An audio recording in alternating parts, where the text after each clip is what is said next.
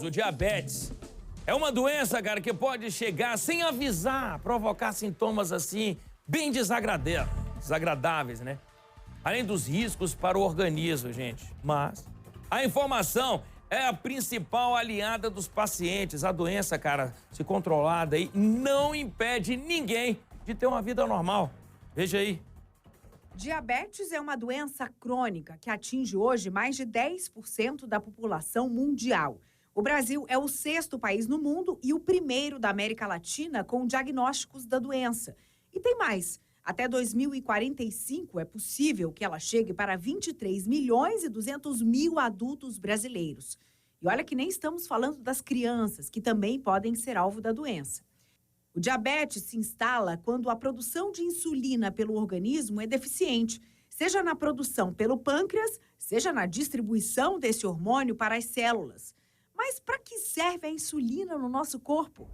Com a palavra, o presidente da Sociedade Brasileira de Diabetes. A insulina é um dos principais hormônios que nós temos e ela tem um papel de construção. Ela que forma os músculos, ela que forma a nossa gordura, ela que nos dá energia, mas principalmente ela que transporta a glicose para dentro das células. Mas como o diabetes acontece no organismo? A gente pode ter duas situações. A pessoa parar de produzir insulina, então ela não consegue fazer esse transporte, então o corpo fica frágil, fica debilitado, ele perde a energia. E no caso do que a gente chama de diabetes tipo 2, ele até tem muita insulina, mas ela tem algum problema para abrir esses receptores. Isso normalmente acontece nos casos de obesidade, principalmente essa obesidade centrípeta. Então isso nos assusta bastante, porque tem aumentado muito o número de pacientes portadores de diabetes, inclusive em crianças. O médico explica também que existem mais 12 tipos da doença, alguns mais raros. O importante é conhecer os mais comuns para identificar e combater. O mais conhecido é o tipo 1, que é o da criança, que é uma doença que a gente chama de autoimune. Há uma destruição dessas células que produzem insulina. O tipo 2, como eu já mencionei, ele produz a insulina, às vezes até em grande quantidade, mas ela não consegue agir. O diabetes gestacional acontece na gestante entre a 24ª e a 28ª semana de gestação. A mulher produz um hormônio chamado lactogênio placentário e cria uma resistência à insulina. Doutor, criancinha não passa despercebida pelo diabetes mesmo, não. O Maurício descobriu a dele com 8 anos de idade. A mãe desconfiou dos sintomas porque a avó dele era diabética. E na volta de uma viagem, resolveu fazer os exames. O resultado impactou toda a família, no fim das contas. A partir disso, a gente tentou começar a entender a doença, como ela se comporta, quais são as suas características, para tentar ter uma vida normal, né? A informação é sempre a principal aliada. O Maurício conseguiu vida normal monitorando a glicose. Com a tecnologia à mão, tá tudo certo. O sensor no braço dele é muito eficiente. Envia dados para o celular e para o relógio.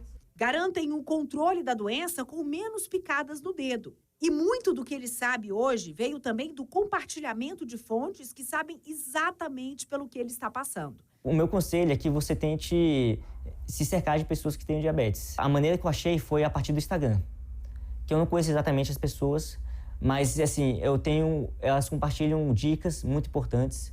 Não são só pessoas que só diabéticas, às vezes algumas são médicas, estudantes de medicina, que é muito importante isso, porque você às vezes, no seu dia a dia, às vezes não tem contato com, às vezes, profissionais que passam dicas exatamente daquelas que você precisa.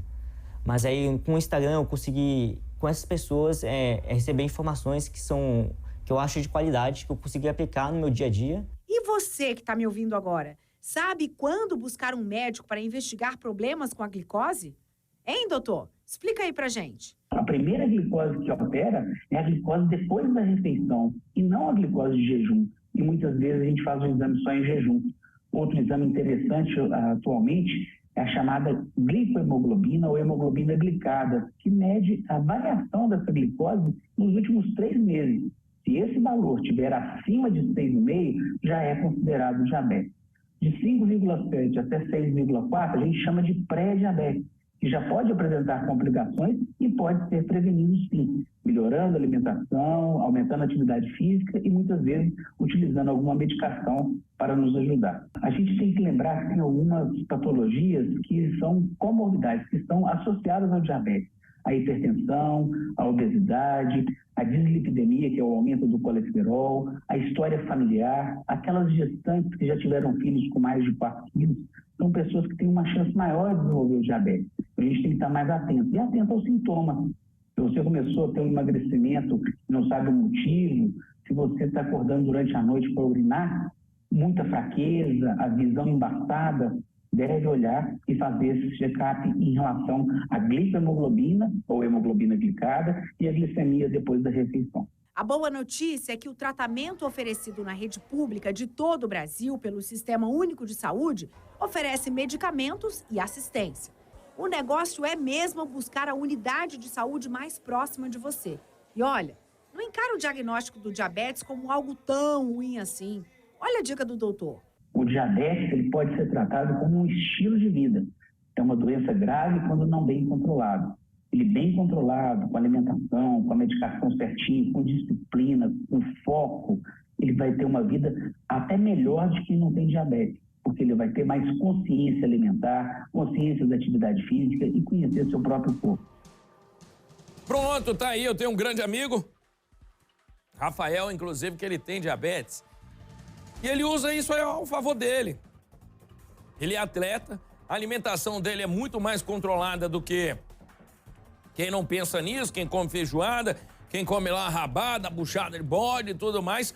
Não, Rafinha, ele tá sempre lá comendo a comida dele diferenciada, balanceada, inclusive. Então, o que ele tem? Melhor do que a gente que não mede todos os dias ali como é que tá o nível de glicose no sangue. Ele sabe muito bem como é que tá isso, controla mais a alimentação, consegue ser um atleta melhor rendimento no esporte dele. Ele faz jiu-jitsu, inclusive. O pessoal vai lembrar dele, Rafa Gouveia. Rafael Gouveia, um abraço grande pra você aí. Hoje tatuador também, um grande amigo.